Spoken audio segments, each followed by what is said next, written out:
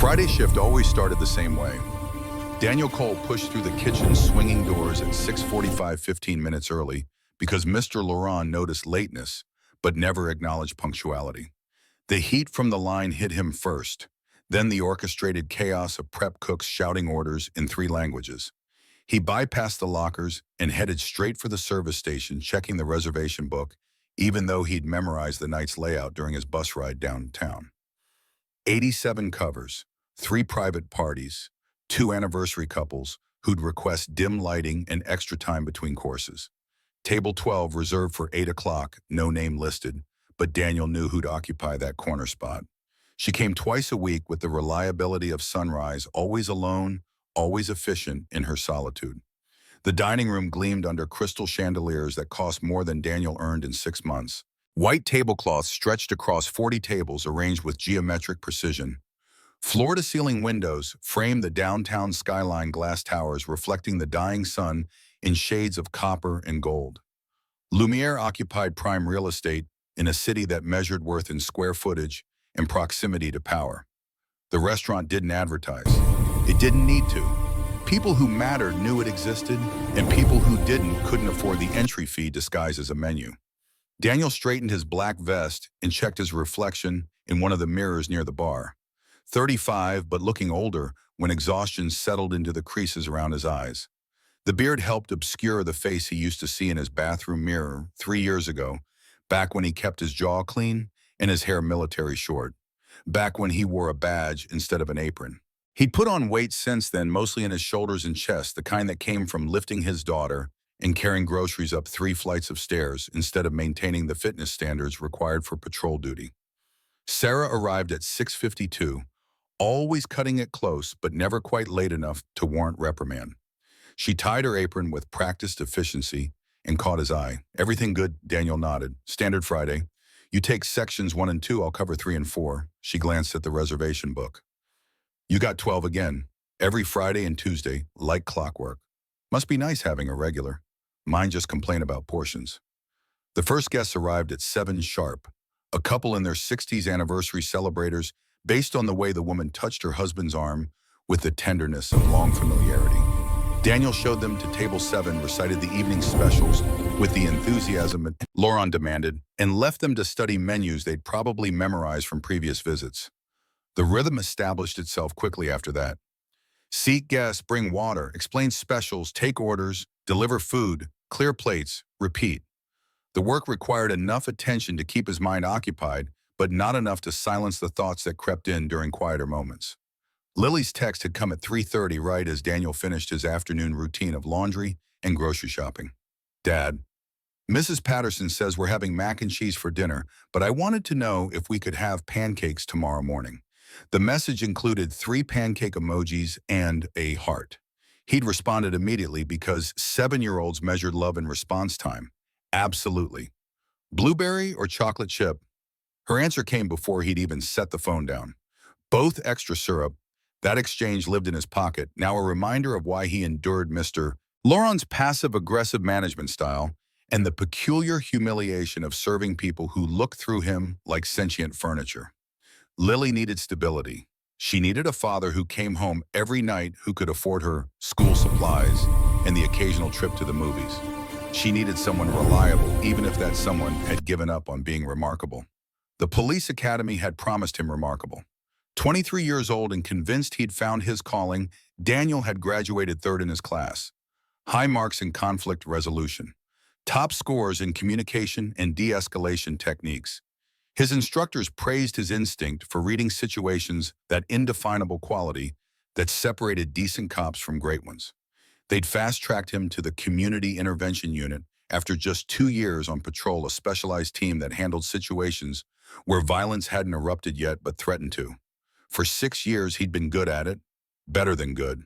He'd talked down armed suspects, mediated domestic disputes, convinced suicidal teenagers to step back from ledges.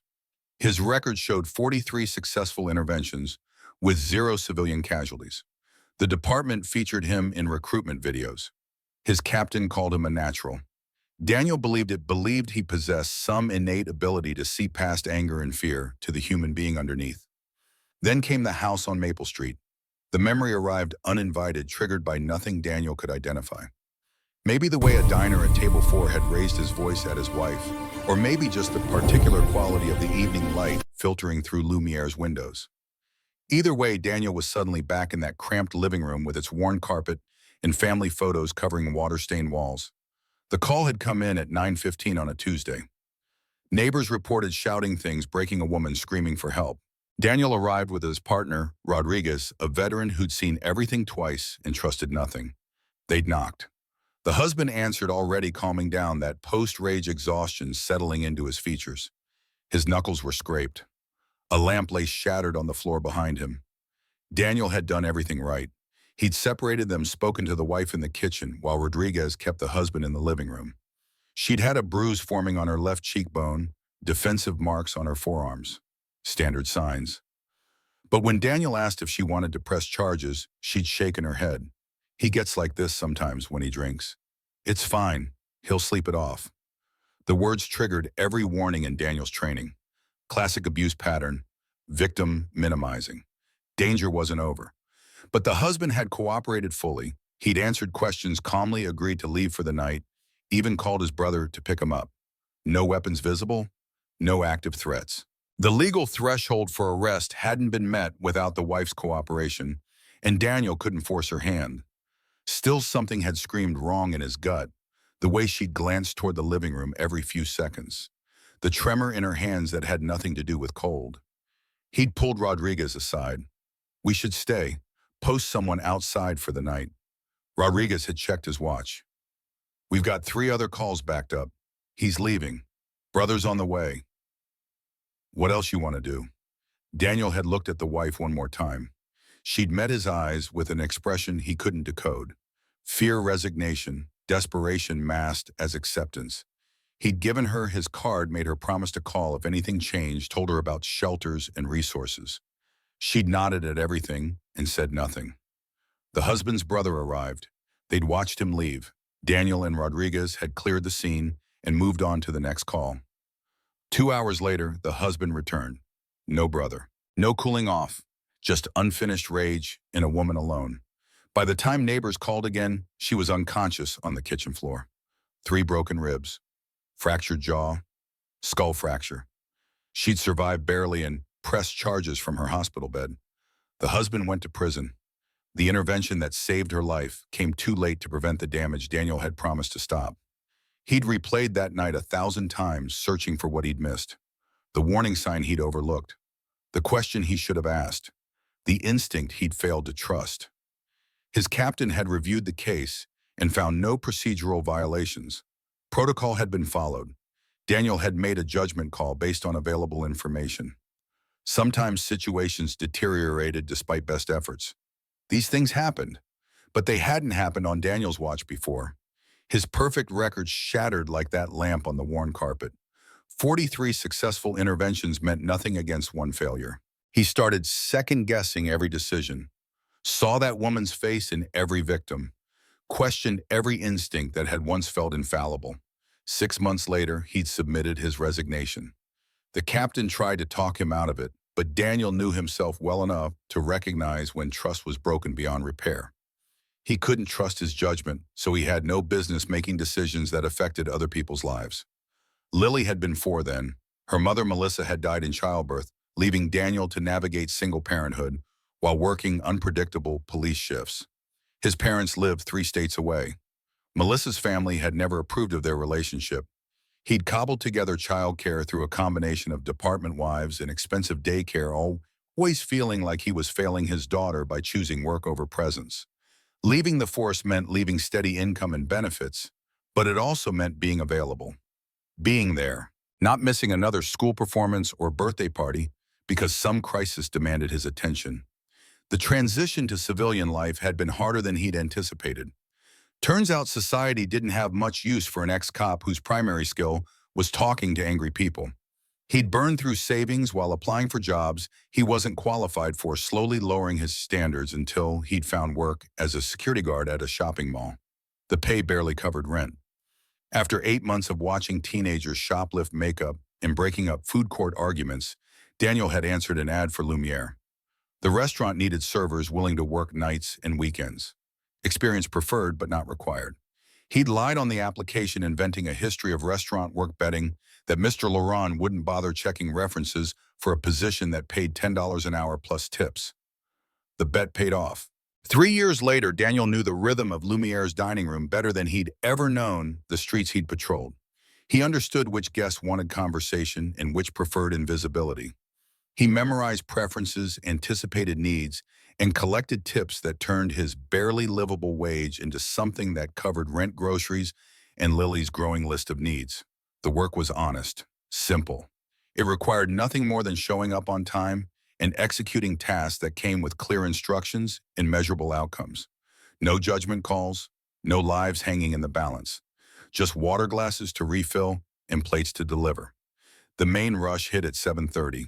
Tables filled quickly as downtown workers traded business casual for evening wear as couples arrived to celebrate occasions that required white tablecloths and wine lists. Daniel moved through his section with practiced efficiency, balancing 3 plates on his left arm while his right hand delivered water glasses. He smiled at appropriate moments, laughed politely at weak jokes, and accepted compliments on food he hadn't prepared as though personally responsible for its excellence. Table 12 remained empty at 7:45. Daniel caught himself glancing at it more frequently than necessary, an unconscious habit he'd developed over the past year. Elena Park's reservation stood out not because of what it represented, but because of what it didn't. No +1, no celebration, no business dinner disguised as social occasion. Just a woman who came alone to eat efficiently before disappearing back into whatever life required such rigid scheduling. He'd looked her up once months ago, curious about the woman who tipped precisely 22% every visit and never made eye contact. Google provided plenty of information. Elena Park, founder and CEO of Park Ventures, a private equity firm specializing in manufacturing and industrial investments. 38 years old. Born in Seattle to Korean immigrant parents. Undergraduate degree from Stanford, MBA from Wharton. Featured in Forbes' 40 Under 40 list 3 years running. Net worth estimated between 200 and 300 million, though private companies made such calculations imprecise. Photos showed her at charity galas and industry conferences, always in dark business attire, always alone despite the crowd surrounding her. The articles praised her analytical acumen and decisive leadership. They used words like ruthless and uncompromising, with the approval reserved for wealthy people whose hard edges were reframed as virtues.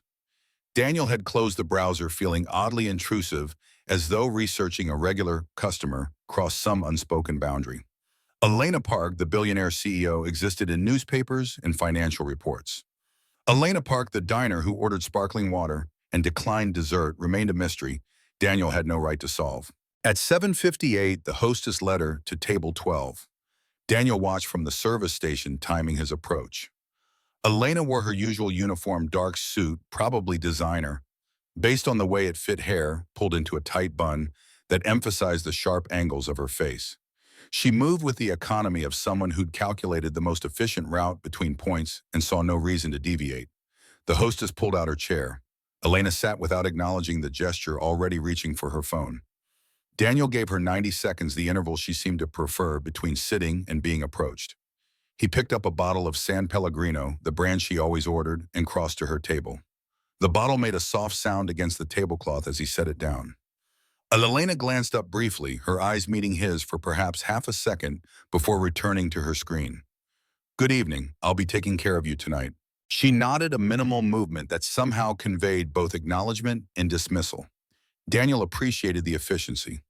Some diners seemed to think servers existed to provide therapy or flirtation, as though the transaction of food for money included an obligation to emotional labor. Elena Park treated him exactly as he preferred, invisible until needed, unnecessary afterward. "Can I start you with anything besides water?" The usual, which meant the Caesar salad with dressing on the side, followed by grilled salmon with steamed vegetables. No butter, no sauce. Daniel wrote nothing down because he'd memorized her order months ago. He refilled her water glass from the San Pellegrino and retreated, leaving her to whatever consumed her attention on that glowing screen. His phone buzzed in his pocket as he returned to the service station. He checked it discreetly, angling his body away from Mr. Laurent's sightline near the host stand. Lily's message came with a photo attached. Mrs. Patterson teaching her to knit, both of them holding needles with varying degrees of competence. The text read, "Look what I'm learning. Can you help me when you get home?" Daniel's chest tightened with the familiar guilt of absent parenting.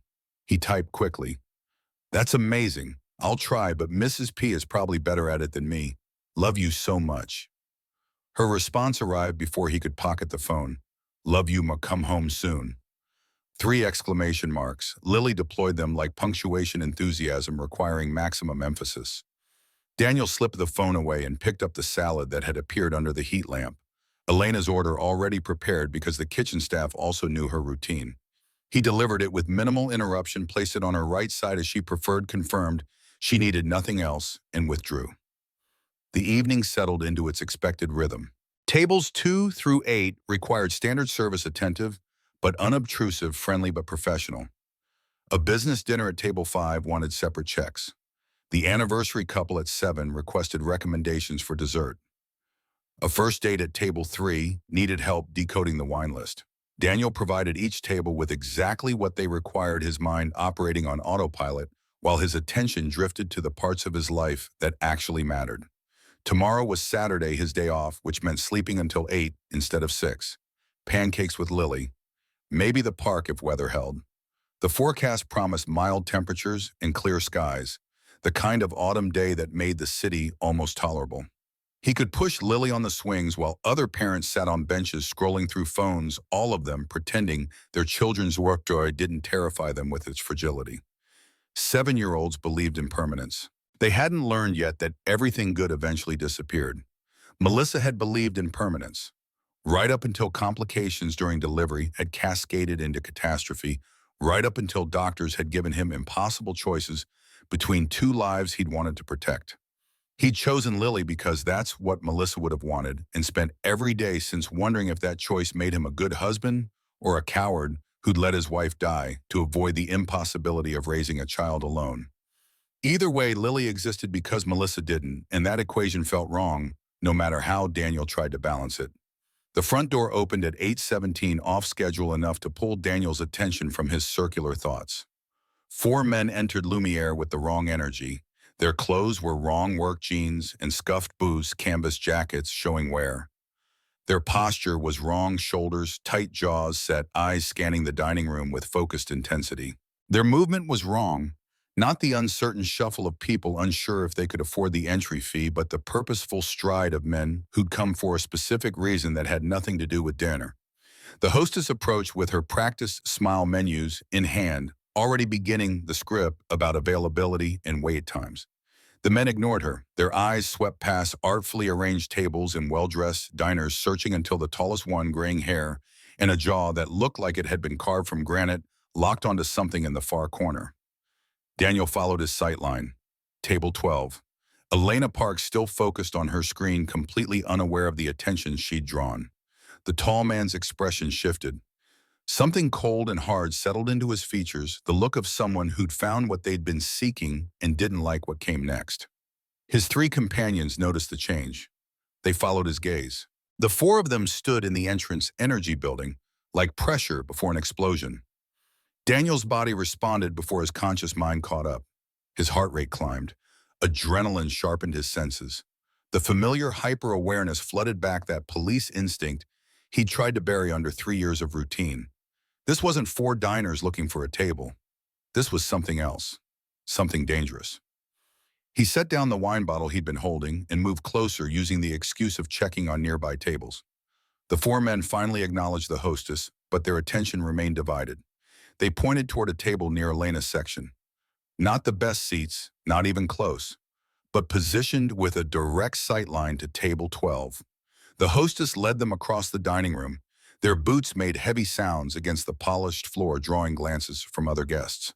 They sat without removing their jackets, without opening menus, without any of the usual adjustment behaviors people exhibited when settling in for a meal.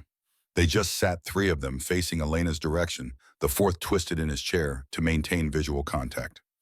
Daniel picked up a water pitcher and moved into position at table 9, close enough to overhear fragments of conversation. He poured water for the couple who didn't need refills, buying himself time. That's her.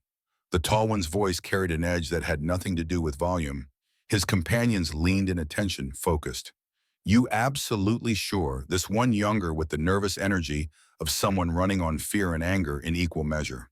Look at the reservation list. Park. That's the CEO of Park Ventures. I memorized her face from the news. Daniel's grip on the pitcher tightened. He forced his movements to remain casual. Just a server going about his business. Nothing unusual about lingering near a table of men who radiated barely controlled hostility. What's the plan? The question came from the third man, built like someone who'd spent his life doing physical labor, shoulders broad enough to fill doorways. We make her see us, make her understand what her decisions cost. Daniel glanced at Elena.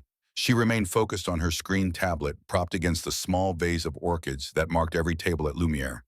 Her salmon had arrived. She ate with the same efficiency she brought to everything else, knife and fork moving in practiced rhythm, pausing occasionally to scroll or type something on the glowing screen. She had no idea four men sat 15 feet away, watching her with the kind of attention that preceded violence. Daniel needed to think. His training screamed warnings. 4 against 1. Enclosed space full of civilians. Woman alone and unaware. But what could he do? Alert Mr. Laurent to a feeling. Ask the hostess to refuse service to paying customers who hadn't actually done anything yet. Call the police based on intuition and watch his concerns dismissed until something actually happened. Except Daniel knew situations. He'd spent 6 years reading the invisible language of potential violence, recognizing the signs that separated angry words from dangerous action. These men weren't here to complain about service. The way they sat, bodies angled forward, hands flat on the table like they were holding themselves in place, every detail screamed threat. The youngest one started to stand. His companions grabbed his arms. Not yet. We need to think this through. Think. We've been thinking for 8 months. I'm done thinking. The tall one, clearly the leader, raised a hand in a calming gesture that failed to match the fury in his eyes. His gaze never left Elena. We do this smart. We came here to make a point, not to get arrested. I don't care about arrested.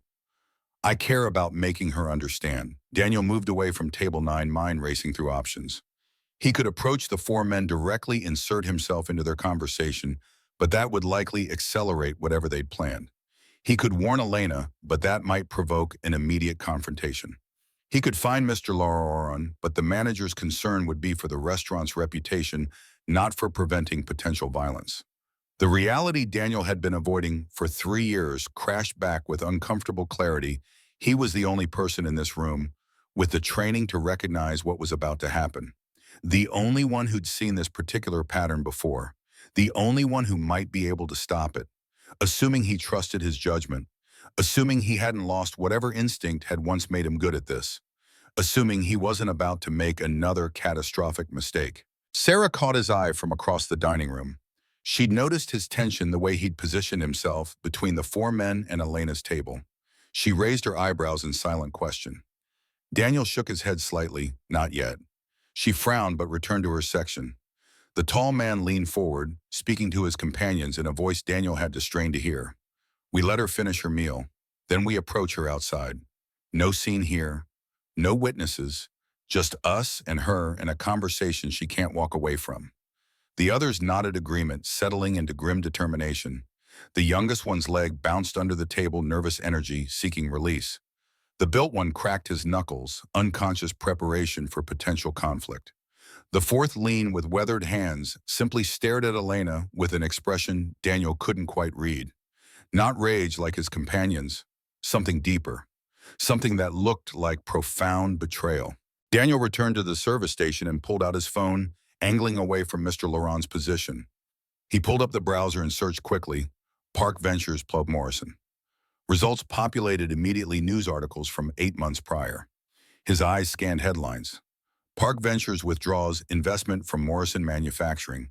200 jobs, lost as factory closes. Workers protest outside shuttered plant. Union representatives blame private equity for community devastation. He clicked the first article. The details painted a familiar story. Park Ventures had invested in Morrison Manufacturing, 3 years prior, promising modernization and expansion. The factory, located 40 minutes outside the city, had employed 200 workers producing industrial machinery. Initial changes brought efficiency improvements and increased output. Then last year, Park Ventures conducted a routine review and determined the investment wasn't generating sufficient returns. They pulled funding. The factory lasted 3 months on reserves before declaring bankruptcy. 200 people lost jobs. The surrounding community, already struggling, lost its largest employer. The article included quotes from union representatives and displaced workers. "We weren't just numbers on a spreadsheet. We were people with families, with mortgages, with lives built around stable employment. Park Ventures treated us like we were disposable." One worker's statement stood out. "My daughter had to leave college. My wife left me because I couldn't pay bills. Park Ventures destroyed my life and didn't even have the decency to explain why." Daniel's stomach knotted. He understood now why four men had traveled downtown to a restaurant they couldn't afford, why they watched Elena Park with the focused intensity of people nursing 8 months of accumulated rage and desperation. They weren't here for conversation. They were here for accountability, for acknowledgement, for someone to see the human cost of business decisions made in climate-controlled offices far removed from factory floors. And Elena had no idea any of it existed. She sat in her corner, eating salmon and reviewing whatever data consumed her attention, completely unaware that her past had just walked through the front door. Daniel pocketed his phone and looked at the four men. The youngest one's leg had stopped bouncing. They'd settled into waiting, watching, building courage from each other's presence. Whatever happened next would happen when Elena finished her meal and left the safety of Lumiere's dining room. Daniel had maybe 20 minutes to decide what to do. The memory of Maple Street resurfaced uninvited and unwelcome. He'd walked away from that house confident in his judgment, certain he'd read the situation correctly, and his certainty had left a woman in the hospital. Every instinct he'd trusted had failed. So what made him think his instincts were reliable now? What if he intervened and escalated a situation that would have resolved peacefully? What if his presence made things worse? But what if he did nothing and Elena Park ended up hurt or dead because he'd been too afraid to trust himself? The question that had driven him from police work returned with uncomfortable force. How do you make decisions that affect other people's lives when you can't trust your own judgment? Daniel had answered it 3 years ago by removing himself from positions that required such decisions. But standing in Lumiere's dining room, watching four desperate men watch a woman who'd destroyed their livelihoods without knowing their names, he realized removal wasn't actually an answer. It was just cowardice with better branding. Elena set down her fork. She'd finish the salmon. She'd order coffee next black with no sugar, then work on her tablet for exactly 15 minutes before requesting the check. Routine Daniel had memorized over dozens of visits. Routine that gave him a timeline for intervention if he chose to intervene. The tall man shifted in his seat. His companions noticed the movement. They straightened almost imperceptibly, bodies readying for action. The youngest one's hands flexed open and closed. The built one rolled his shoulders. The lean one, with weathered hands, simply stood up. Daniel's body moved before his conscious decision caught up. He crossed the dining room with the water pitcher, approaching their table with the friendly efficiency of a server checking on guests. "How's everything tonight? Can I get you gentlemen started with drinks or appetizers?" The lean one who'd stood froze mid-motion. The tall leader's eyes snapped to Daniel's assessment happening in real time. Daniel kept his expression neutral, professional, just a waiter doing his job, nothing threatening about his presence. "We're fine," the tall one's voice carried warning. They weren't here for food. They didn't appreciate interruption. Daniel got the message. He also ignored it. "I'm Daniel. I'll be taking care of your section tonight. We have some excellent specials if you'd like to hear them." I said we're fine. Harder now. The other diners were starting to notice the tension. Mr. Laurent had looked up from the host stand, his attention drawn by the edge in the tall man's voice. The lean one sat back down, slowly recognizing they'd drawn attention they couldn't afford. Daniel seized the opening. "Let me at least get you some water while you look over the menu." He poured before they could refuse, giving himself reason to linger. Up close, he could see details that confirmed his earlier assessment. The tall one had paint under his fingernails, the kind that survived multiple washings. The youngest one's jacket had a name patch partially ripped off, only tore visible. The built one wore steel-toed boots scuffed from factory work. The lean one's hands bore the calluses and scars of someone who'd spent decades working with machinery. These were Morrison workers, former Morrison workers, men who'd come here after 8 months of unemployment in accumulated desperation, who traveled to a restaurant they couldn't afford because the woman who'd destroyed their lives treated it as routine dinner location. Daniel met the tall one's eyes. Recognition flickered across the man's face, confusion following immediately behind. He squinted, studying Daniel's features with the intensity of someone trying to place a familiar face in an unexpected context. "Have we met?" The question came loaded with suspicion. Daniel had maybe 3 seconds to decide how to answer before this situation deteriorated beyond salvage. He could lie, deny any connection, retreat to safety behind his server persona. Or he could acknowledge the truth and hope that shared history might create enough common ground for de-escalation. The decision made itself. Daniel had spent 3 years hiding from his past. Time to find out if that past could actually help instead of just haunt. 5 years ago, bar fight at Rosie's on the south side. I was the officer who broke it up. The tall man's expression shifted through several emotions in rapid succession. Surprise, confusion, understanding, then something harder. "Officer Cole, the calm one, you didn't rough us up like the others wanted to." Daniel nodded. He remembered now. 4 men drunk and angry about something he'd never learned the details of, swinging fists in a parking lot outside a dive bar. He'd arrived first, separated them before serious damage occurred, treated them like human beings instead of problems to be solved with force. They'd all been arrested, spent a night in jail, paid fines. Minor incident in the grand scheme of police work. "I'm not an officer anymore." Obviously. The tall man's tone carried layers Daniel couldn't quite interpret. The youngest one, the one with the damaged name patch, leaned forward. "Wait, you're the cop from Rosie's. The one who bought us coffee at the station." Daniel had forgotten that detail. He'd grabbed 4 cups from the break room vending machine, figured they'd sober up faster with caffeine in their systems. Minor gesture barely worth remembering, but apparently it had registered with them. "I left the force 3 years ago. Why?" The question came from the built one, genuinely curious beneath the hostility. Daniel considered how much truth to offer. These men had come here with a purpose. They'd traveled to Lumiere to confront Elena Park, to force acknowledgement from someone who treated their lives as disposable variables in a profit calculation. They were wound tight with rage and desperation, balanced on the edge of decision that would define their immediate future. And Daniel, who'd spent 3 years avoiding exactly these kinds of situations, stood here trying to figure out if honesty would diffuse the tension or accelerate the crisis. "I made a mistake. Someone got hurt because I trusted my judgment when I shouldn't have. I couldn't do the job after that." The words landed in the space between them. The tall man studied Daniel with new attention, seeing past the waiter's vest to the person underneath. "So you know what it's like to lose the thing you were good at." Daniel nodded. The parallel was uncomfortably clear. These men had lost identities built around work they'd mastered. Daniel had lost his identity when he'd stopped trusting the instincts that made him good at police work. They'd spent 8 months adrift. He'd spent 3 years hiding. Same wound, different timelines. "You here trying to stop us?" The lean one asked the question quietly, but it carried weight. Daniel realized he'd passed some invisible threshold. They'd gone from viewing him as obstacle to viewing him as potential ally, someone who might actually understand what brought them here. "I'm here trying to make sure nobody gets hurt, including you." The tall one's jaw tightened. His companions exchanged glances. The youngest one's legs started bouncing again.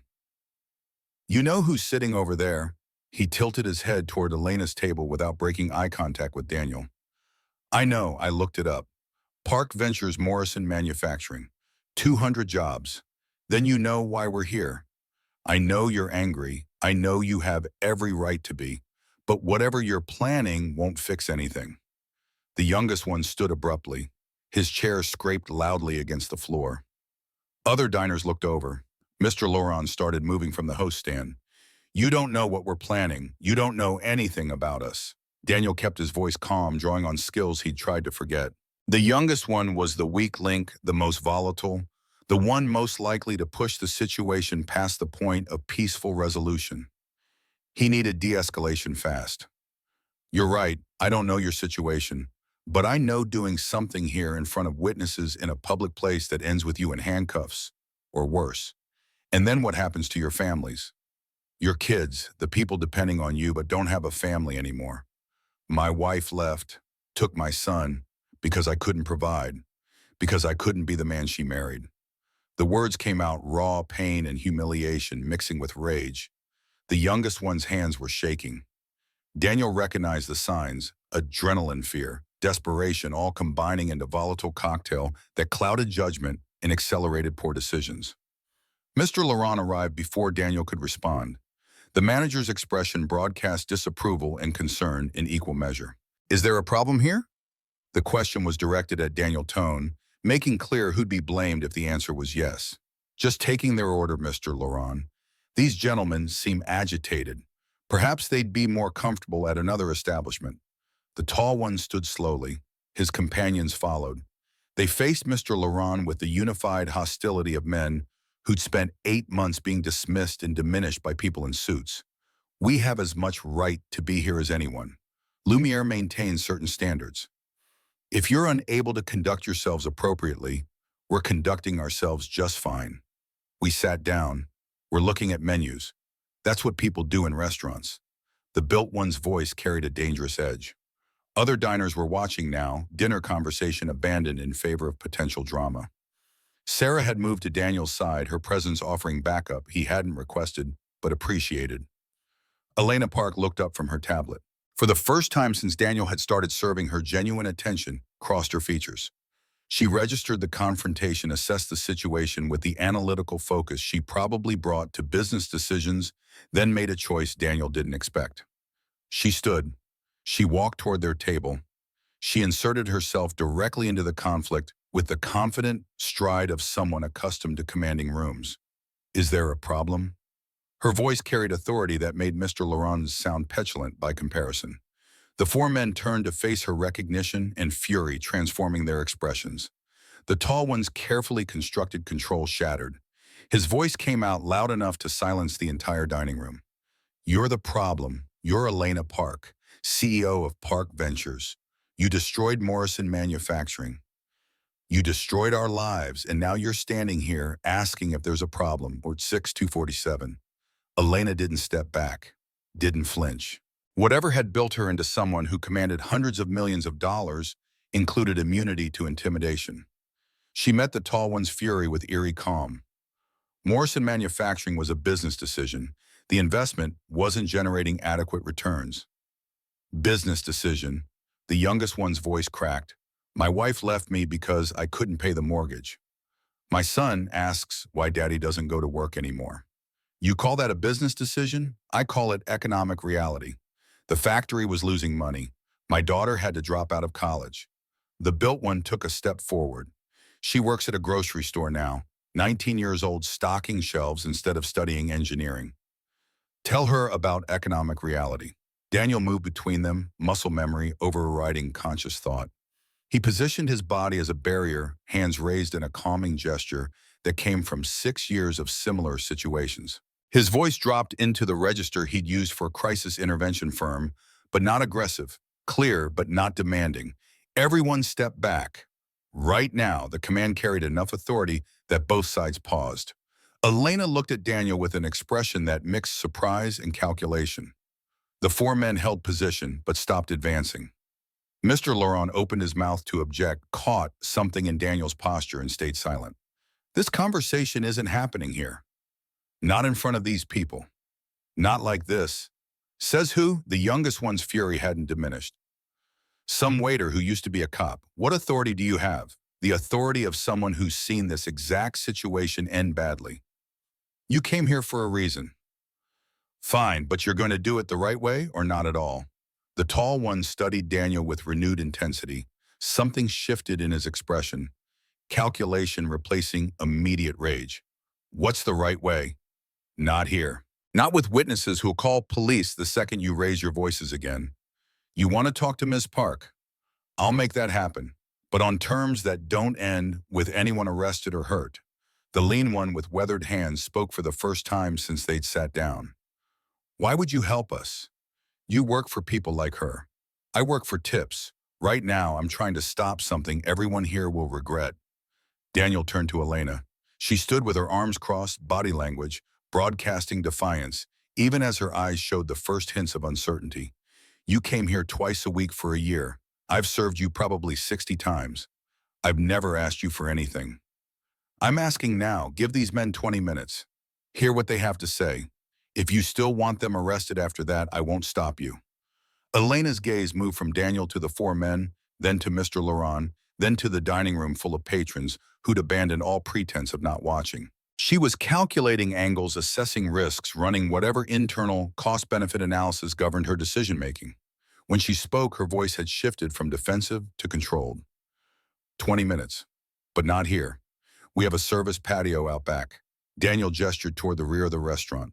Private. No customers. No interruptions. Mr. Laurent found his voice. This is highly irregular. I should call the police. No police. Elena's CEO voice had returned, the one that ended discussions by virtue of speaking. Not yet. These men want to talk. I'll hear them out. Miss Park, I really must insist you insist on nothing. I'm a paying customer. These are guests I've invited to speak with me privately. Daniel is facilitating. That's all that's happening. The manager's face cycled through several shades of red.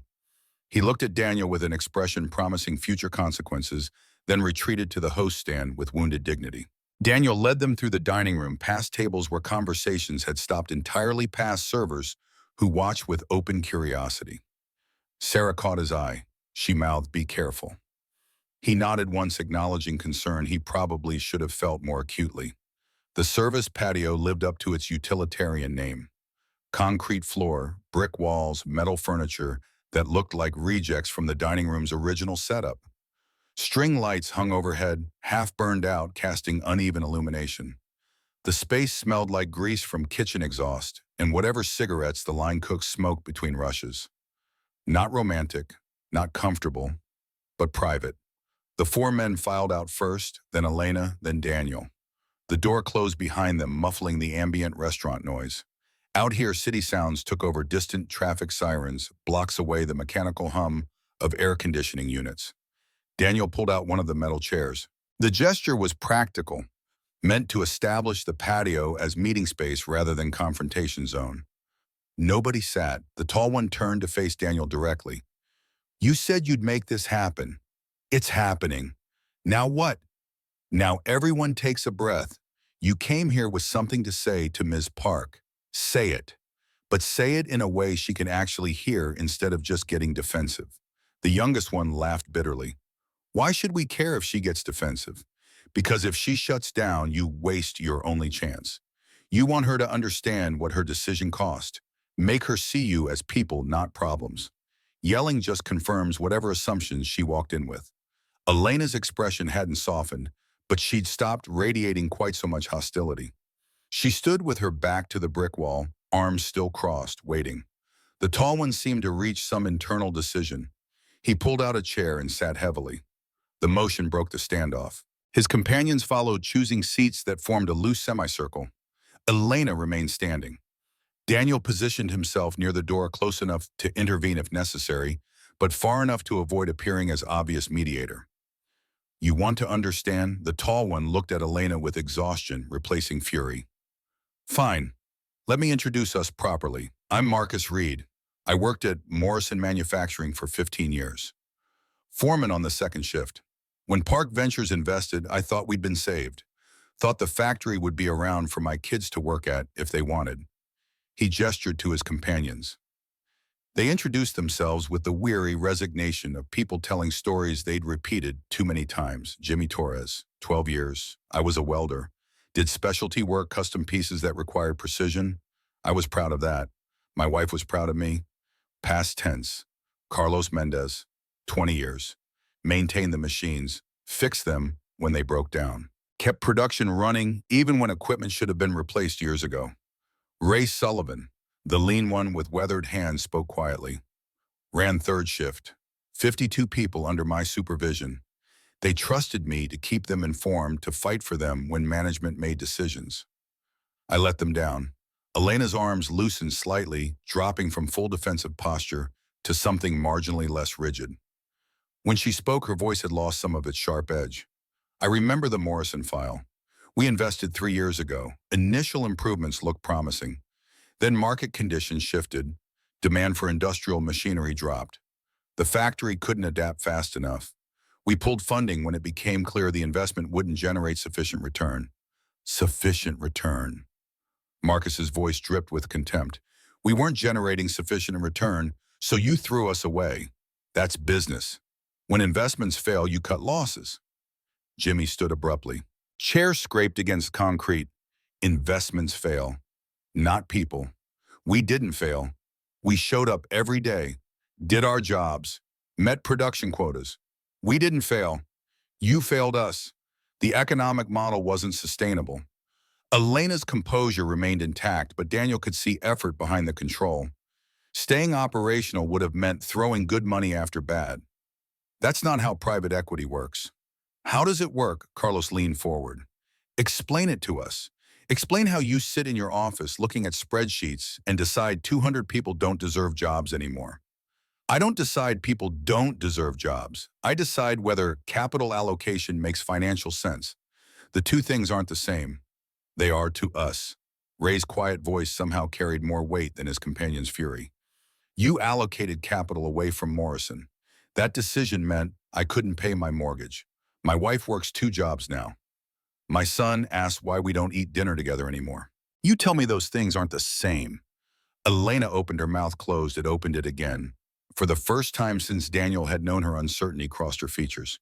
She looked at the 4 men, really looked at them, seeing something beyond the immediate confrontation. Did you come to the factory? Ray asked before Elena could respond. Before you pulled funding.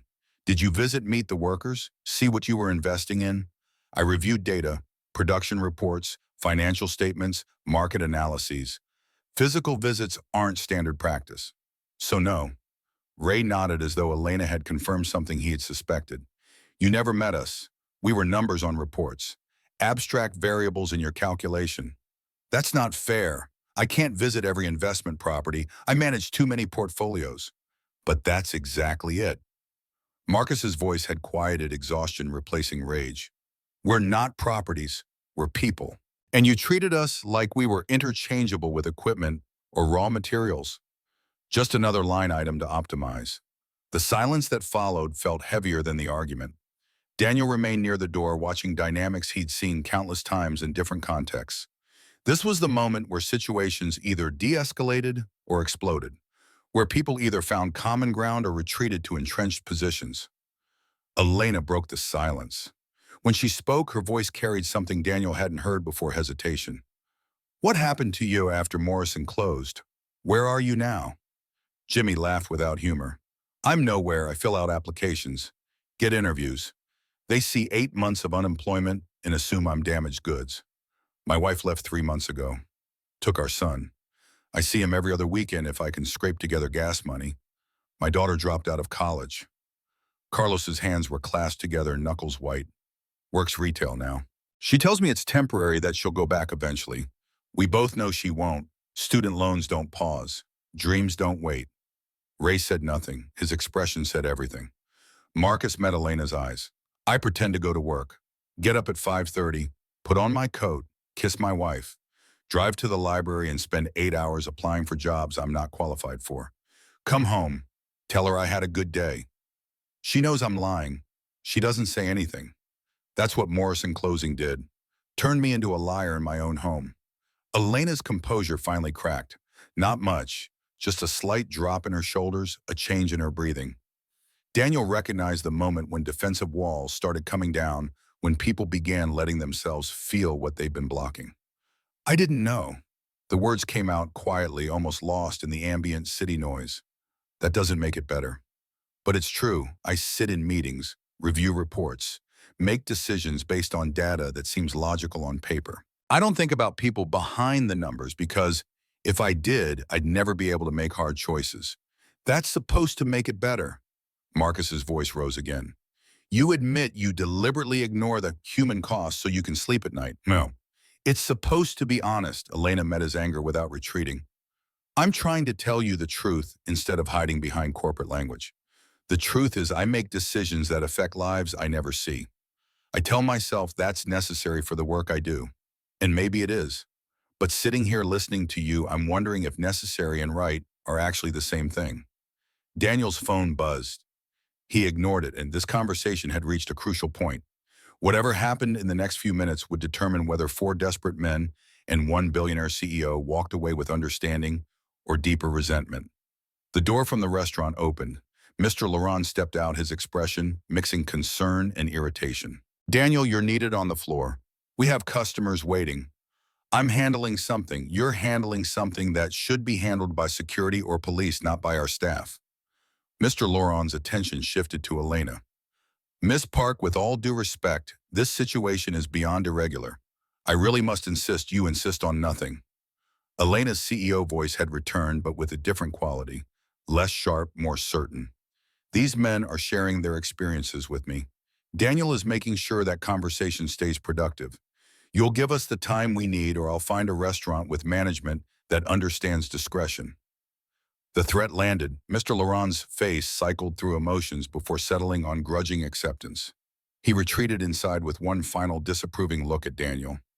Alone again, the group faced each other in the uneven light from dying string bulbs. The air smelled like rain that hadn't fallen yet, moisture building in clouds Daniel couldn't see from the enclosed patio. Why did you come out here? Daniel asked Elena. You could have stayed inside. Let me handle this. Why confront them directly? Elena considered the question. When she answered, her voice carried introspection that surprised everyone, probably including herself. Because the waiter who brings me water twice a week just revealed he used to be a crisis negotiator. Because four men claim my decisions destroy their lives. Because nothing about tonight makes sense, she paused. And because I realized I've spent the past 5 years surrounding myself with people who want things from me or who fear me. It's lonely. And when Daniel stepped between you and me, he wasn't doing it for money or because I have power over him. He did it because he thought it was right. I haven't seen that in a long time. The honesty seemed to surprise her as much as it surprised her audience. Marcus leaned back in his chair, studying Elena with new attention. You're lonely. He said it like he was testing the word. Elena Park, billionaire CEO, surrounded by employees and investors and whoever else fills your life. You're lonely, yes. The simple admission hung in the air. Jimmy shook his head slowly. At least you chose your situation. We didn't choose unemployment, didn't choose losing our families, our homes, our sense of purpose. You made choices that led to your life. We had choices made for us. You're right. Elena didn't try to dispute the point. I'm not comparing our situations. I'm just trying to be honest about mine because you've been honest about yours. Ray spoke for the first time since introductions. What happens now? We've told you our stories. You've acknowledged you didn't think about the human cost. So what changes? The question hung heavy with expectation. This was the moment Marcus and his companions had come for the accountability they traveled across the city to demand. Elena looked at each of them in turn, then at Daniel, then back to the four men who'd disrupted her carefully ordered evening. I can't give you your jobs back. Morrison Manufacturing is closed. That decision is final. The factory was sold for parts. There's nothing to go back to. Then why are we here? Marcus's voice carried exhaustion. Why did we waste time talking if nothing changes? Because something can change. Maybe not what you hoped, but it's something. Elena pulled her phone from her pocket. She typed quickly, scrolled, typed again. Park Ventures runs a workforce development program. We train people for new industries, help them transition to growing sectors. Renewable energy, advanced manufacturing, logistics, management. If you're willing to retrain, I can get you into the program. It covers tuition and provides a stipend during training. Jimmy looked skeptical. Why would you do that? Because tonight someone reminded me that decisions have human consequences. Because offering this cost me less than living with the knowledge I could have helped and didn't. What about the others? Ray's question came quiet but firm.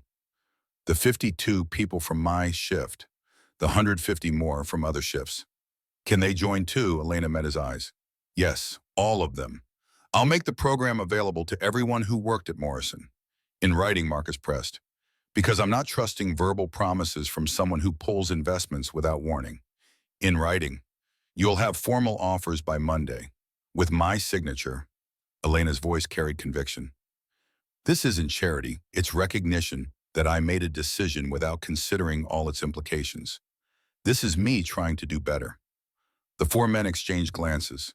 Daniel watched the silent communication between them, years of working together creating language beyond words. Jimmy nodded first, then Carlos. Ray simply said, okay. All eyes turned to Marcus. He sat silent for a long moment, jaw-tight, hands flat on the table. Daniel could see the war happening behind his eyes. Bitterness fighting against pragmatism, pride wrestling with necessity, rage struggling against exhausted hope. Fine. Marcus's voice came out flat. We'll try it. But if this is another corporate promise that disappears, if you pull funding or change terms, or decide it's not generating sufficient return, we'll be back. And next time won't be this civil. Understood. Elena pocketed her phone. I'll have my assistant contact you Monday morning. In the meantime, I need your contact information. They exchanged numbers with the awkward formality of enemies negotiating temporary ceasefire. Not trust, not forgiveness, but maybe the beginning of something that wasn't purely adversarial. The door opened again. Sarah stepped out, glanced at the group, looked at Daniel. Mr. Laurent says you need to get back to work or he's writing you up. Daniel nodded. His shift wasn't over. He still had tables to serve, orders to take the mundane responsibilities that paid rent and kept his daughter fed. This detour into crisis management had consumed maybe 40 minutes, but felt like hours. Marcus stood, extended his hand to Daniel. You're all right, Cole. Don't know why you gave up police work, but you're good at it. Daniel shook his hand. Had to. Someone got hurt because I wasn't as good as I thought. The honesty created a moment of connection. Marcus's grip tightened briefly before releasing. Tonight proves otherwise. You saw a bad situation developing. You stopped it from getting worse. That's the definition of good at your job. The four men filed back through the restaurant, drawing stares from diners who'd resumed eating, but remained alert to ongoing drama. Elena stayed on the patio with Daniel. For the first time since he'd started serving her a year ago, they stood in the same space without the transaction of food and money between them. Thank you for stepping in. Elena's voice had lost its CEO edge entirely. She sounded tired, maybe even vulnerable. You didn't have to do that. Yeah, I did. If I'd stayed out of it and someone got hurt, I couldn't have lived with it. Most people would have just called security. Most people weren't trained to handle situations like this. I was. Still am, apparently. Elena studied him with open curiosity. Daniel Cole, waiter who's actually a crisis negotiator. What's your story? Same as theirs, more or less. I was good at something, made a mistake, lost faith in my ability to do the job. Walked away and ended up here. But tonight you trusted yourself. Tonight I didn't have a choice. Someone needed to de-escalate before people got hurt. We always have choices. Elena moved toward the door, then paused. You chose to get involved instead of hiding behind your server role. You chose to treat those men like human beings instead of problems to be managed. You chose to give me a chance to hear them instead of letting it turn into a police matter. Those were all choices, and you made good ones. The words landed uncomfortably. Daniel wasn't used to praise for the skills he'd left behind. Wasn't sure he deserved it, given how badly he'd failed when it mattered most. I should get back to work. Yes, Elena opened the door. But first I need your contact information. Why? Because I want to continue this conversation. And because I think you could help me with something. I'm a waiter, not a consultant. You're whatever you decide to be. Elena pulled out her phone. Number, please. Daniel recited it, wondering what he'd just agreed to. Elena typed it in, then looked at him directly. I'll be in touch soon. And Daniel, thank you. Not just for tonight, for showing me something I'd forgotten. What's that? That it's possible to care about people you don't know.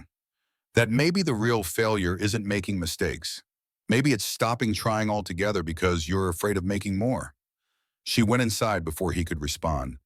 Daniel stood alone on the patio for a moment, letting adrenaline drain from his system. His hands were steady, his breathing even. The familiar crash after crisis hadn't hit yet, but would soon leaving him shaky and second-guessing every decision. But right now, in this moment, he felt something he hadn't experienced in 3 years capable. Not broken, not hiding, just himself using skills that still existed despite his attempts to bury them.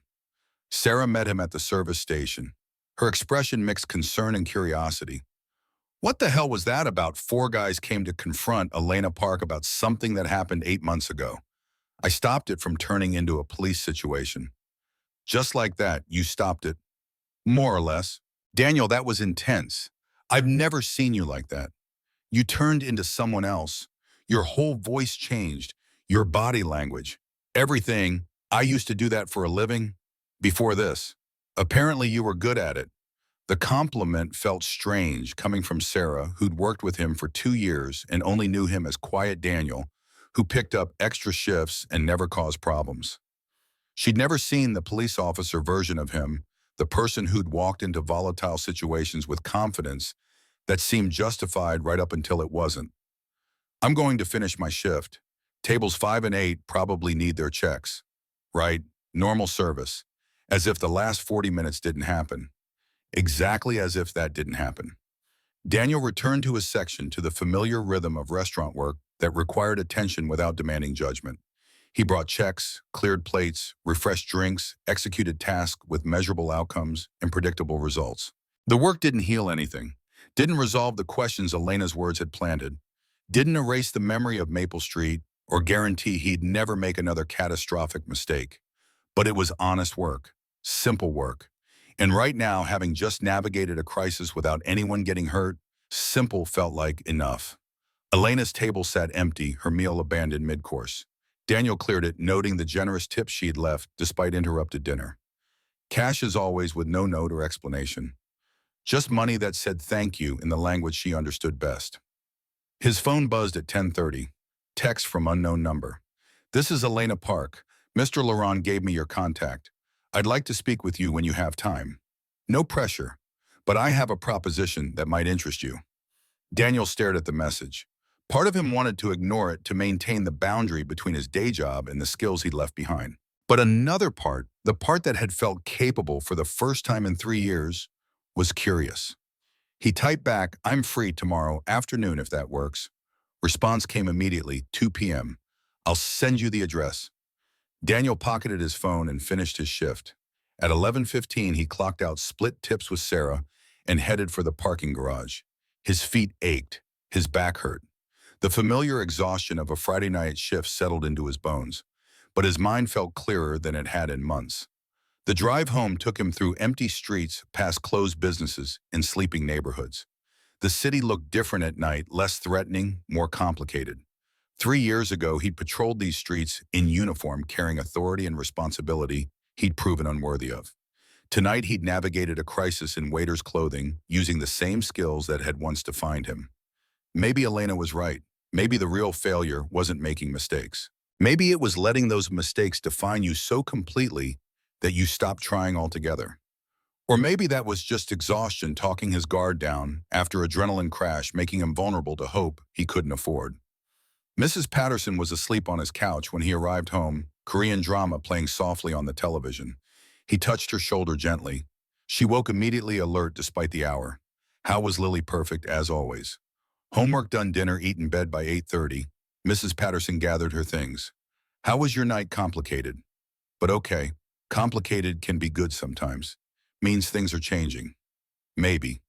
Daniel paid her for the evening, added extra because Friday nights ran late, and locked the door behind her. He checked on Lily, found her asleep in her small bedroom, surrounded by stuffed animals and books. Her dark hair spread across the pillow, one hand curled near her face. She looked peaceful in a way that made his chest ache. He pulled the blanket up slightly and kissed her forehead. She stirred but didn't wake. In his own room, Daniel sat on the edge of his bed, too wired for sleep. His phone showed Elena's message still on screen, the proposition she'd mentioned hanging in digital space between acceptance and refusal. What could a CEO want from a waiter? The question circled without finding answers. Daniel set the phone aside and lay back, staring at the ceiling where shadows from streetlights created patterns that shifted with passing cars. For 3 years, he'd convinced himself that stepping back was noble, that removing himself from situations requiring judgment kept other people safe from his failures. But tonight had challenged that narrative. He'd read a dangerous situation correctly. He'd intervened effectively. He'd de-escalated conflict that could have ended with violence. He'd done exactly what his training had prepared him for, and nobody had gotten hurt. One success didn't erase past failure, didn't guarantee future competence, didn't mean he could trust himself to make decisions that affected other people's lives. But maybe possibly it suggested that walking away hadn't been wisdom. Maybe it had just been fear disguised as responsibility. Sleep came eventually, bringing dreams of Maple Street and Morrison Manufacturing, of Elena Park and Marcus Reed, of all the ways good intentions failed to prevent bad outcomes. He woke at 3 a.m. in a cold sweat, heart racing, the familiar nightmare of arriving too late to stop violence he should have prevented. He checked on Lily again, reassured himself she was safe, then stood by her window watching the empty street below. Tomorrow was Saturday, his day off. He'd promised Lily pancakes in the park, normal weekend activities in a life built around minimizing risk and maximizing stability. But tomorrow afternoon, he'd meet with Elena Park to discuss a proposition he couldn't predict, opening a door he'd deliberately closed 3 years ago. Daniel returned to bed, but sleep remained elusive. His mind replayed the evening: Marcus's fury, Jimmy's pain, Carlos's exhaustion, Ray's quiet devastation, Elena's cracking composure. The moment when hostile confrontation transformed into something approaching mutual understanding.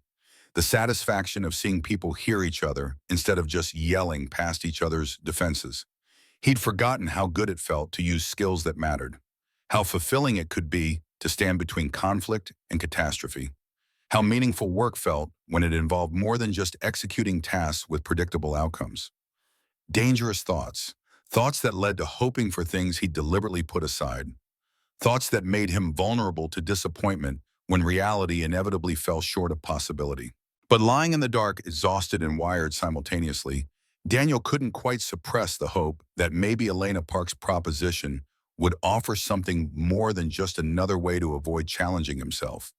Maybe it would offer a chance to use his abilities for something that actually mattered. Maybe, just maybe, it would offer a path back to the person he'd been before Maple Street taught him to fear his own judgment. Morning light filtered through thin curtains, pulling Daniel from restless sleep. 6:30 on a Saturday, his body trained by 3 years of early shifts, refusing to let him rest despite exhaustion. Lily's bedroom door remained closed, silence, suggesting she'd sleep another hour at least. He rose quietly, started coffee, and stood at the kitchen window, watching the city wake.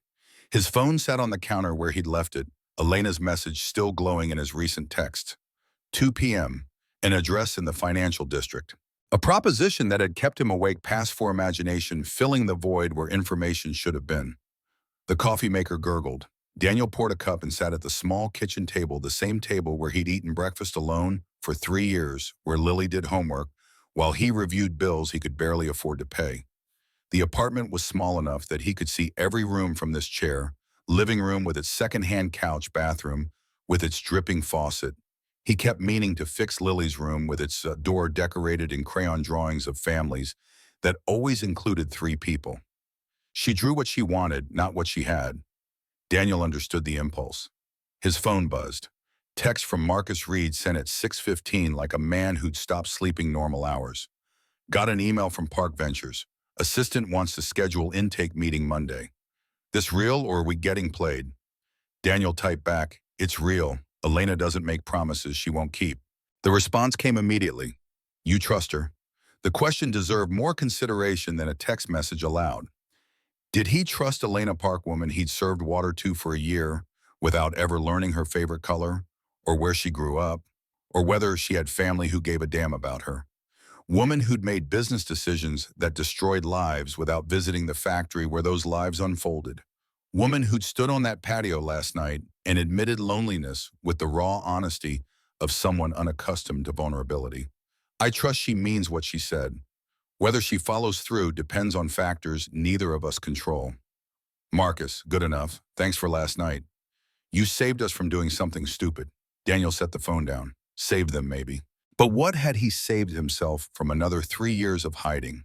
Another decade of pretending that serving water was meaningful work. The questions felt unfair to the job that kept his daughter fed, but ignoring them felt dishonest to the person he used to be. Lily's door opened at 7:40. She emerged in pajamas printed with cat's hair, tangled from sleep eyes still half closed. She climbed into Daniel's lap without speaking, a Saturday morning ritual that would end too soon as she grew older and more independent. Pancakes, her voice came muffled against his shoulder. blueberry and chocolate chip. Like I promised. Extra syrup within reason. She giggled, the sound erasing his exhaustion. This was what mattered. Not propositions from CEOs or skills left dormant. Just this, his daughter trusting that promises made would be promises kept. They made pancakes together. Lily standing on a chair to reach the counter, adding ingredients with the careful concentration of someone taking the task seriously. Flour dusted her pajamas. Chocolate chips disappeared into her mouth at a rate suggesting the batter might contain more promise than delivery. Daniel didn't correct her. Saturday mornings allowed for rules bent in favor of joy. Tell me about your week. Lily launched into detailed explanation of elementary school politics, who sat with whom at lunch, which games dominated, recess, how her teacher, Mrs. Franklin, had praised her book report on a story about a girl detective. Daniel listened with the full attention she deserved, asking questions that proved he cared about answers. This was parenting he understood, showing up, paying attention, making his daughter feel valued in a world that would spend decades trying to convince her otherwise. The pancakes turned out lopsided but delicious. They ate at the kitchen table with syrup pooling around chocolate chips and blueberries. Lily talked between bites about wanting to learn piano, about her friend Jessica getting a puppy, about whether they could go to the zoo next weekend. Daniel agreed to piano lessons he'd need to budget for, promised to think about the zoo, and filed away mental notes about Jessica and the puppy for future conversations. This was the life he'd built. Small apartment, modest income, predictable routines, safe, stable, enough, except last night had reminded him that enough wasn't the same as fulfilling. They walked to the park at 10, Lily's hand in his, as they navigated sidewalks crowded with weekend joggers and dog walkers. The park occupied 4 blocks of green space in a neighborhood that charged premium rent for proximity to nature. Lily ran ahead to the playground, already spotting friends from school. Daniel claimed a bench where he could watch her climb structures designed to look dangerous while meeting every safety regulation. Other parents occupied nearby benches, scrolling phones or chatting with the exhausted camaraderie of people surviving similar circumstances. Daniel recognized a few faces from previous weekends, but had never moved beyond nodding acknowledgement. He kept his distance from other parents the same way he kept distance from coworkers, friendly enough to avoid suspicion, remote enough to prevent connection. Lily shrieked with laughter as she went down the slide. The sound carried across the playground, burdened and unself-conscious. Daniel's chest tightened watching her. 7 years old, growing faster than he could track. Soon she'd be too cool for playground visits with her father. Then too busy, then too independent. The progression felt inevitable and terrifying. His phone showed 11:30, 2.5 hours until he needed to leave for downtown. 2.5 hours to decide whether he'd actually go or text Elena with some excuse about prior commitments. Except he'd already committed by agreeing to meet. And despite his fear, despite 3 years of evidence suggesting his judgment couldn't be trusted, curiosity pulled him forward. What could Elena Park possibly want from a waiter? Lily returned at noon, sweaty and happy, demanding they go to the ice cream truck that had appeared at the park's edge. Daniel bought her chocolate chip cookie dough, got himself nothing, and sat on the grass while she ate with the concentration of someone performing surgery. "Dad, why do you look worried?" The question caught him off guard. "I'm not worried. Yes, you are. You have your thinking face." Apparently 7-year-olds read body language better than adults gave them credit for. "I have a meeting this afternoon, just trying to decide something." "What kind of meeting?" "Work stuff." "Nothing interesting." Lily studied him with the unblinking attention of someone who'd inherited her mother's ability to see through evasion. "Is it about when you were a police officer?" Daniel's breath caught. They'd never discussed his previous career in detail. He'd told her he used to help people before becoming a waiter, kept the explanation vague enough that she'd accepted it without pressing for specifics. "What makes you ask that?" "Mrs. Patterson said you used to be a hero, that you saved people. She said you were really good at it." Heat crawled up Daniel's neck. Mrs. Patterson had clearly been more forthcoming about his past than he'd authorized. But Lily's expression held only curiosity, no judgment about why heroes ended up serving food. "I wasn't a hero, just someone who tried to help when people were having problems." "Did you stop because of me?" The question landed like physical blow. "No, absolutely not. I stopped because I made a mistake and didn't trust myself anymore. But that had nothing to do with you. You're the best thing that ever happened to me." Lily nodded, seemingly satisfied, and returned her attention to melting ice cream. But Daniel sat frozen, realizing his daughter had been carrying this question, worrying she'd somehow caused her father's life to contract into smaller possibilities. Had he shown her that, had his fear of failure communicated itself to a 7-year-old who interpreted his caution as her fault? The thought settled like lead in his stomach. They left the park at 1:15. Daniel had 45 minutes to get downtown, find parking, and meet Elena. Lily chattered about wanting to bring treats to her class on Monday, about needing new shoes because her current ones pinched. Daniel responded automatically while his mind circled Mrs. Patterson's words. You used to be a hero. He'd never thought of himself that way. Just someone doing a job that mattered until he'd proven himself unworthy of the responsibility. But maybe Lily needed to see her father as someone capable of more than delivering plates. Maybe letting fear dictate his choices taught her exactly the wrong lesson about resilience. Or maybe he was overthinking a casual comment from a 7-year-old and projecting meaning that didn't exist. Mrs. Patterson met them at the apartment, arriving early as she always did on Saturdays when Daniel had errands. She was in her 60s, retired teacher who'd lived across the hall since Daniel moved in. She'd appointed herself unofficial grandmother to Lily, a role Daniel appreciated more than he'd ever adequately expressed. Big meeting this afternoon?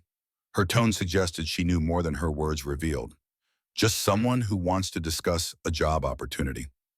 The police captain, who called last month, asked if you'd consider coming back. I told him you weren't interested. Daniel stared at her. You what? He called while you were at work, said they had an opening in crisis intervention. Wanted to know if you'd reconsider your resignation. Mrs. Patterson met his eyes without apology. I told him you'd moved on. That wasn't your decision to make. No, but I've watched you hide for 3 years. Watched you pretend that serving food is fulfilling work. Watched you shrink yourself because you were afraid of making another mistake. She glanced at Lily, who disappeared into her bedroom. That child needs to see her father be brave. Not careful, brave. The words stung precisely because they contained truth. Today's meeting isn't about police work, isn't it? Or is it about the same thing, someone recognizing you have skills that matter and asking you to use them? Daniel had no response. Mrs. Patterson smiled, expression mixing sympathy and challenge. Go to your meeting. Let someone remind you who you used to be. Worst case, you say no and come home to make dinner. Best case, you remember there's more to life than playing it safe. She disappeared into the apartment before he could argue. Daniel stood in the hallway, keys in hand, his own neighbor's words echoing too loudly to ignore. The drive downtown took 30 minutes through light weekend traffic. Daniel found parking 3 blocks from the address. Elena had sent a glass tower housing Park Ventures and a dozen other companies that measured success in 8 figures. The lobby gleamed with marble and chrome security desk manned by guards who looked at Daniel's casual clothes with subtle disapproval. He gave Elena's name. They checked their computer, made a call, and directed him to the 15th floor. The elevator rose with the smooth efficiency of expensive machinery doors, opening onto a reception area that cost more than Daniel earned in 6 months. The receptionist smiled with professional warmth. Mr. Cole, Ms. Park is expecting you. She led him through open floor plan filled with cubicles and glass-walled offices. Young professionals working even on Saturday, chasing success with the dedication of people who believed their effort would be rewarded. Daniel had worked alongside similar people during his police career, ambitious, driven, convinced their trajectory pointed permanently upward. Most of them had been disappointed eventually. Elena's office occupied a corner with windows overlooking downtown. The space was larger than Daniel's entire apartment, decorated with the minimalist aesthetic of someone who'd hired a designer and approved their choices without emotional investment. Her desk held only a laptop and a single photo frame Daniel couldn't see from the doorway. She stood when he entered, gesturing to chairs arranged near the window rather than across her desk. The choice felt deliberate, conversation between equals rather than boss addressing subordinate. Thank you for coming. Daniel sat feeling underdressed in jeans and a button-down shirt that had seemed appropriate this morning, but now felt shabby compared to Elena's tailored casualness. You said you had a proposition. Straight to business. Elena smiled slightly. I appreciate efficiency. She opened a folder on the low table between them, pulled out several pages of dense text. This is a position description for Community Relations Manager at Park Ventures. Your role would be to interface between our investments and the communities they affect. To be the person who sees human impact before decisions get made, who ensures we don't create more situations like Morrison Manufacturing. Daniel scanned the pages. The language was corporate, full of phrases like stakeholder engagement and community liaison. But underneath the jargon lived a simple premise: prevent Elena Park from destroying lives by accident. Why me? I don't have a business degree. Don't know anything about private equity. You know how to listen. You know how to de-escalate. You know how to see people instead of problems. Elena leaned forward. Last night, 4 men came here ready to cause harm. You moved them to safety, gave them space to be heard, helped me understand what my decision had cost. That's not something you can teach. That's character. The praise felt uncomfortable. I'm a waiter with a failed career as a cop. You could hire someone with actual credentials. I could hire someone with credentials who'd approach the work as public relations management, who'd focus on protecting Park Venture's reputation rather than genuinely engaging with affected communities. Elena met his eyes. You'd approach it as what it actually is: moral responsibility. That matters more than credentials. Daniel set the folder down, mind racing. What's the compensation? Elena pulled out another page. Daniel's eyes widened, seeing the number. It was more than triple his current income. Enough to move to a better apartment, to save for Lily's college, to stop worrying about every unexpected expense. Enough to terrify him with the weight of responsibility that came attached. This is a lot of money for someone with no relevant experience. It's market rate for someone with your skill set working in private equity. Elena's voice carried certainty. You're worth this. The question is whether you believe you're ready. There was the trap, the real question underneath the job offer. Was Daniel ready to trust his judgment again? Ready to make decisions that affected other people's lives? Ready to risk failing in ways that mattered? Can I think about it? Of course. Take the weekend. Call me Monday with your answer. Elena stood, signaling the meeting's end, but Daniel remained seated, one more question demanding voice. Why do you care? You run a successful company, make millions. You could keep making decisions without considering human cost and face no real consequences. Why change now? Elena returned to her seat, expression shifting into something more vulnerable.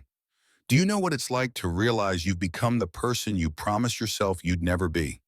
Daniel thought about the officer he'd been at 23, idealistic, confident, convinced he'd make a difference. Then thought about the waiter. He'd become careful, diminished, afraid of his own capabilities. Yeah, I know exactly what that's like. My parents immigrated with nothing, built a dry cleaning business, worked 16-hour days so I could go to college. They wanted me to do well, obviously, but they also wanted me to remember where I came from, to stay connected to the people doing the actual work that makes businesses run. Elena looked out the window at the city below. I spent 20 years climbing, made my fortune, built my company, and somewhere along the way I forgot that people aren't just variables in equations. I started seeing the world the way my spreadsheets see it, everything reducible to numbers. Optimization, the only goal worth pursuing. She turned back to Daniel. Last night, listening to Marcus and Jimmy and Carlos and Ray, I heard my parents' voices. Heard them telling me I'd lost something essential. And I realized that making more money growing the company, none of it matters if I become someone who treats people like they're disposable. The honesty felt risky, the kind of vulnerability that people in Elena's position rarely displayed. You could just donate to charity, set up a foundation, do the billionaire redemption thing without actually changing how you operate.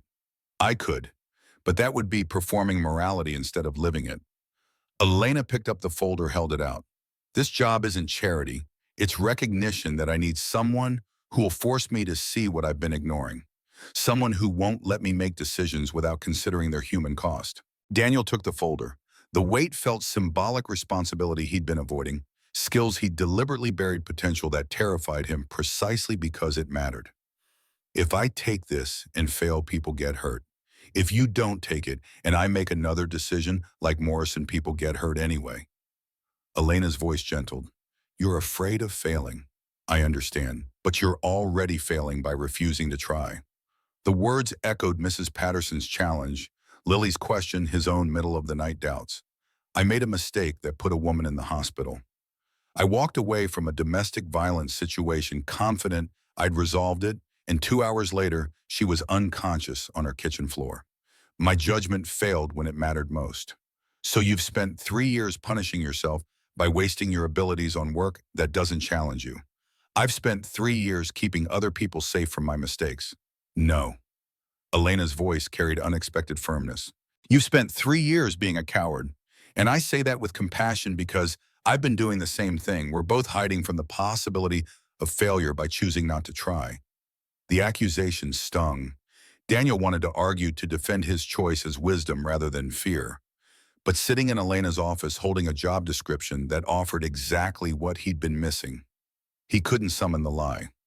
Take the weekend. Elena stood again this time, moving toward the door. Think about what you want your daughter to see when she looks at her father. A man who plays it safe, or a man who tries to make a difference despite being afraid. Low blow bringing up Lily. Elena smiled without apology. Whatever works. Daniel left the building feeling unsteady. The folder sat heavy in his hands, pages filled with corporate language that translated to simple question. Was he ready to trust himself again? The drive home took him through neighborhoods he used to patrol. He'd known these streets intimately, once could navigate them with the confidence of someone who'd walked every block. Now they felt foreign, changed by 3 years of distance and his refusal to engage with the city beyond surface level. Mrs. Patterson and Lily were drawing at the kitchen table when he arrived home. Lily looked up with a smile. How was your meeting? Good. Interesting. Are you going to take the job? Daniel set the folder on the counter. I don't know yet. Mrs. Patterson caught his eye, question clear in her expression.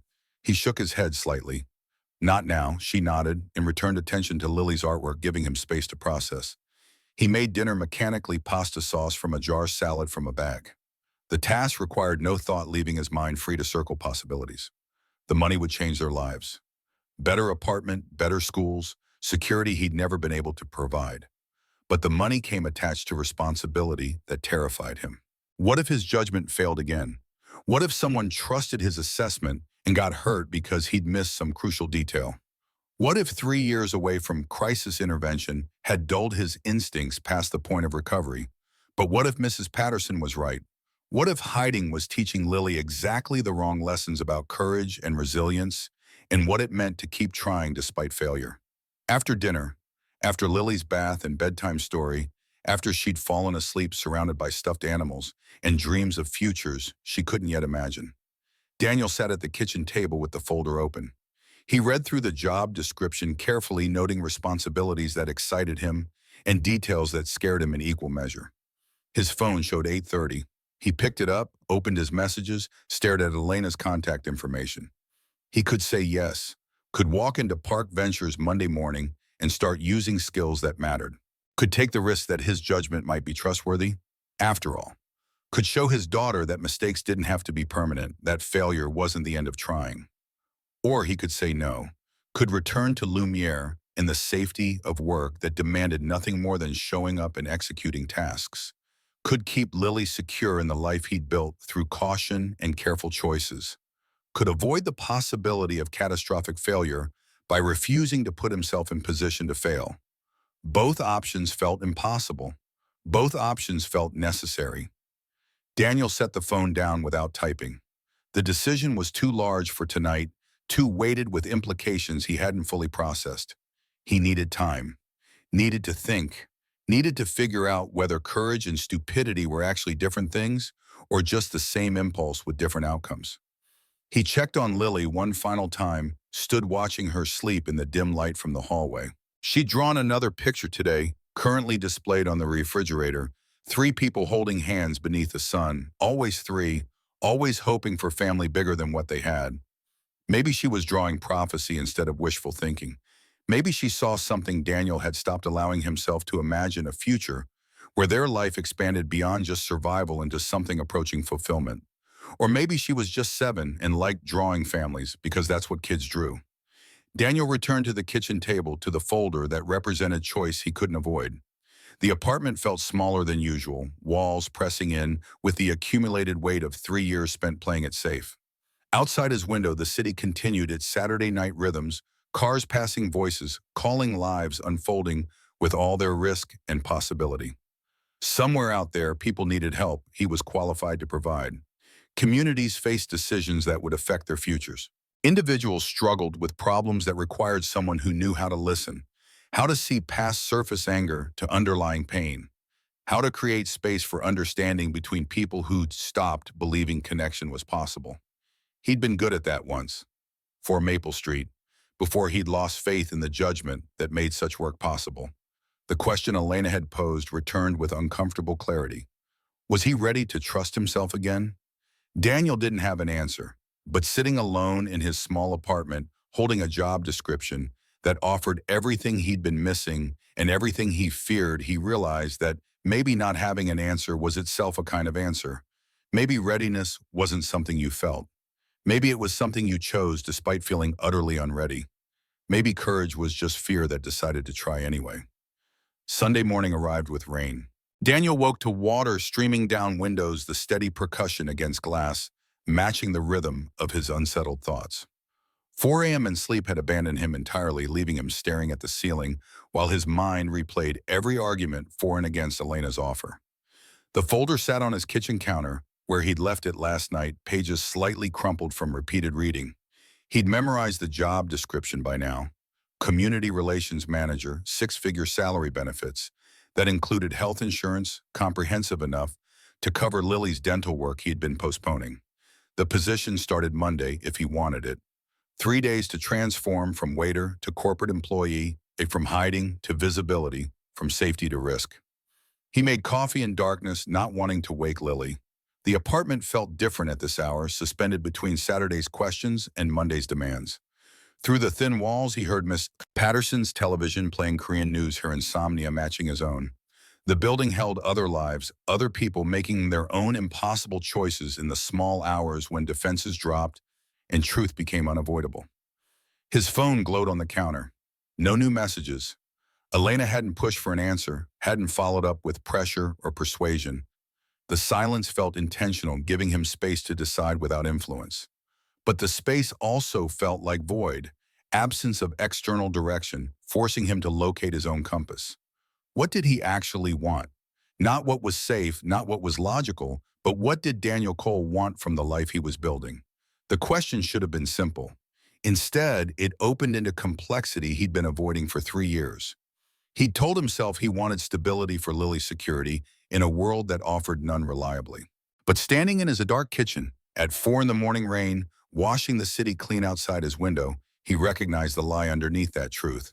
He'd wanted safety for himself, wanted to avoid the possibility of catastrophic failure by refusing to put himself in positions where failure mattered. Lily had been his justification, his noble excuse for cowardice that looked responsible when examined from certain angles. Mrs. Patterson's words returned, "That child needs to see her father be brave, not careful, brave." But bravery required confidence. Daniel had lost, required trusting judgment he'd proven unreliable, required believing that his instincts, which had failed so absolutely on Maple Street, might actually be trustworthy in situations that mattered. The memory surfaced again, uninvited. That house, that woman's face, the confidence he'd felt walking away. He'd been so certain he'd read the situation correctly, that so assured his intervention had resolved the immediate danger. The husband had left. The wife had his card. The system had functioned exactly as designed. Except the system's design hadn't accounted for a man who'd return once witnesses left, who'd escalate from words to violence in the privacy created by false security. Daniel's confidence had blinded him to possibilities his training should have flagged. He trusted his assessment, and a woman paid the price. That failure should have taught him humility. Instead, it had taught him paralysis. The rain intensified, drumming harder against windows. Daniel poured more coffee he didn't need and returned to the folder. He read through the position description again, this time focusing on specifics he'd skimmed earlier. The role included visiting investments sites before decisions were made, interviewing community members, producing reports that quantified human impact in language corporate boards understood. It meant standing between Elena's spreadsheets and the real people those numbers represented. It meant being the person who saw Marcus Reed before Morrison Manufacturing closed, who flagged the human cost while prevention remained possible. It meant using exactly the skills he'd developed in crisis intervention, reading situations, Hearing what people couldn't quite articulate, recognizing when systems were failing individuals who deserve better. The work would matter. That was the terrifying part. Serving food at Lumiere mattered in the transactional sense of any honest work, but nobody's life pivoted on whether their salmon arrived properly plated. This job would involve decisions that affected families' communities' futures. Daniel's assessments would inform Elena's choices. His judgment would have consequences that rippled beyond his immediate control. What if he got it wrong? What if he missed crucial details and people suffered? What if 3 years of disuse had eroded his instincts past recovery? But what if he got it right? The question arrived from somewhere unexpected. Daniel had spent 3 years obsessing over potential failure, but he'd given almost no consideration to potential success. What if his judgment was actually sound? What if Maple Street had been the exception rather than the rule, a tragic outcome that didn't invalidate 43 prior successful interventions? What if he was actually good at this work and his refusal to engage with it meant communities suffered from his absence? The thought felt arrogant, felt like exactly the kind of overconfidence that had preceded his failure. But it also felt true in a way he couldn't quite dismiss. Lily's door opened at 6. She emerged rubbing sleep from her eyes, drawn by some sixth sense that detected her father's wakefulness. "Why are you up so early?" Daniel lifted her onto his lap, familiar weight grounding him in present tense. "Couldn't sleep. Thinking about things. The job thing, yeah. The job thing." Lily studied his face with the unsettling directness of children who hadn't learned to pretend they couldn't read emotional weather. "Are you scared?" The question deserved honesty. "Yes, very scared, because you might make a mistake. Because I made a mistake before when I was a police officer. I thought I'd help someone, but I was wrong and she got hurt. I've been scared of making another mistake like that ever since." Lily processed this information with the seriousness she brought to important topics. Her small hand patted his cheek with a gentleness that made his chest ache. "Mrs. Patterson says everybody makes mistakes. She says being brave means trying again even when you're scared." "Mrs. Patterson says a lot. Is she wrong?" Daniel looked at his daughter, at the trust in her eyes that believed he was capable of anything. She'd never seen him fail because he'd arranged his life to eliminate opportunities for failure. She'd seen him work steadily, provide reliably, show up consistently. But she hadn't seen him challenged, hadn't seen him tested by situations that required judgment, calls with uncertain outcomes. Was that the example he wanted to set? That the appropriate response to failure was permanent retreat? No, she's not wrong. Then you should take the job. Lily stated it with the absolute certainty of someone who hadn't yet learned that courage and stupidity could wear identical faces. "You're good at helping people. I bet you'd be really good at this job too. What if I'm not? What if I mess up, then you try again?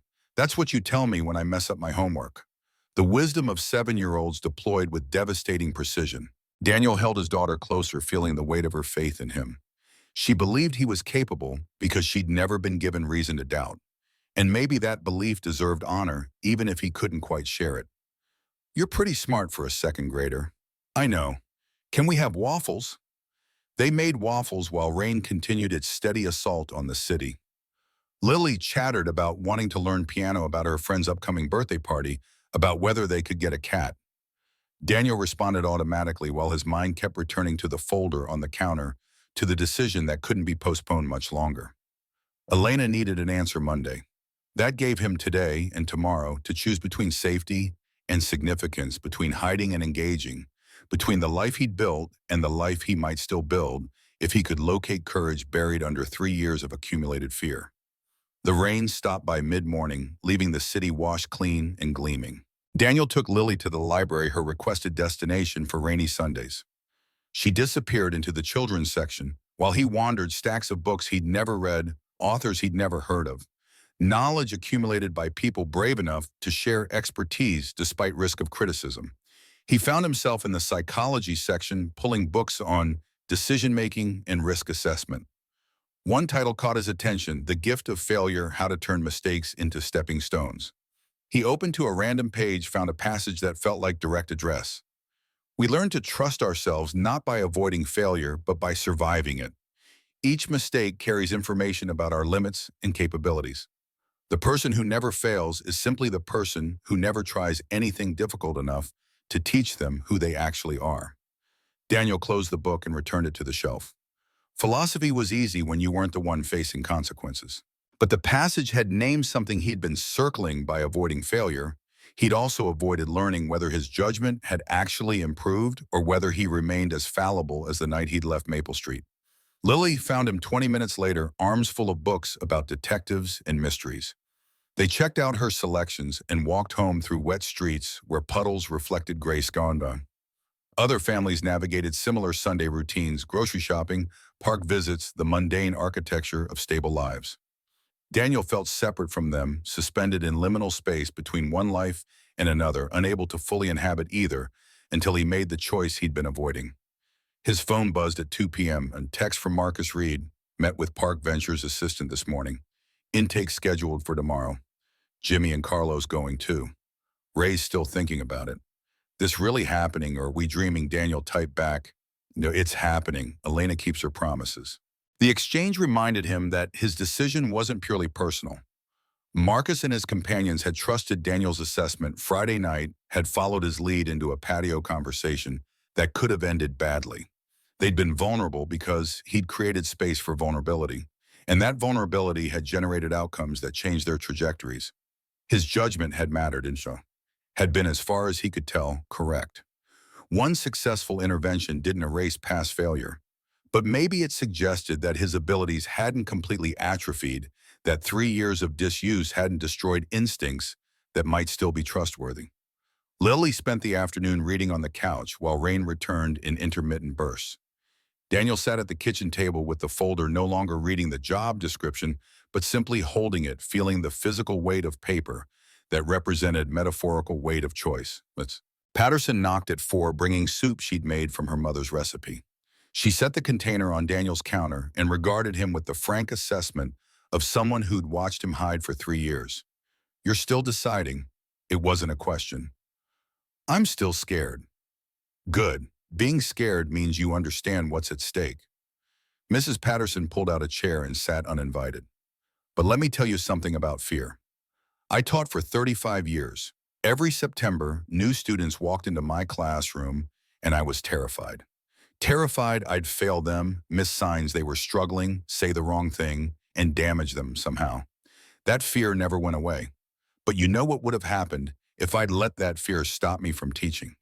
Daniel shook his head. All those students would have been taught by someone else. Maybe someone better, maybe someone worse. But definitely someone who wasn't me, who didn't bring my particular combination of skills and weaknesses.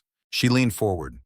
Your fear is reasonable, your mistakes are real, but your abilities are also real. And somewhere out there are people who need exactly what you're capable of providing if you can get past the terror long enough to try. What if I fail again? Then you fail. You learn from it. You try again. That's how humans work. We're not meant to be perfect. We're meant to keep trying, despite imperfection. Easy to say when you're not the one making decisions that could hurt people. Mrs. Patterson smiled without humor. I had a student once. Bright girl struggled at home. I saw the signs, but I didn't report them. Thought maybe I was overreacting, didn't want to destroy a family with unfounded accusations. She ended up hospitalized. Her voice softened. I carried that failure for years. Still do. But you know what I realize? Not reporting was also a decision. Inaction didn't protect me from responsibility. It just meant my fear made the choice instead of my judgment. The parallel to Maple Street was uncomfortably clear. How do you trust yourself after something like that? You don't. Not completely. Not ever again. But you try anyway because the alternative is abandoning everyone who needs what you're capable of providing. Mrs. Patterson stood. That little girl in there, she's watching you, learning what it means to be an adult, to face choices with uncertain outcomes. You want to teach her that mistakes mean permanent retreat, or that they mean learning and trying again. She left before Daniel could respond. The soup cooled on his counter. Lily remained absorbed in her book. The apartment felt smaller than usual, walls pressing in with accumulated weight of decisions postponed. Daniel pulled out his phone, opened his messages, stared at Elena's contact information. He could keep stalling, could use every minute until Monday morning to avoid choosing. Or he could make the decision now, rip off the bandage, commit to the path that terrified him precisely because it mattered. His fingers moved before conscious decision caught up. I don't need the weekend. My answer is yes. He hit send before fear could intervene. The message showed as delivered, then read. Three dots appeared indicating Elena was typing. They disappeared. Reappeared. The response arrived. Welcome to Park Ventures. My assistant will contact you Monday morning with onboarding details. Thank you, Daniel, for trusting yourself, for giving me a chance to do better. I won't waste either. Daniel set the phone down with hands that trembled slightly. Done.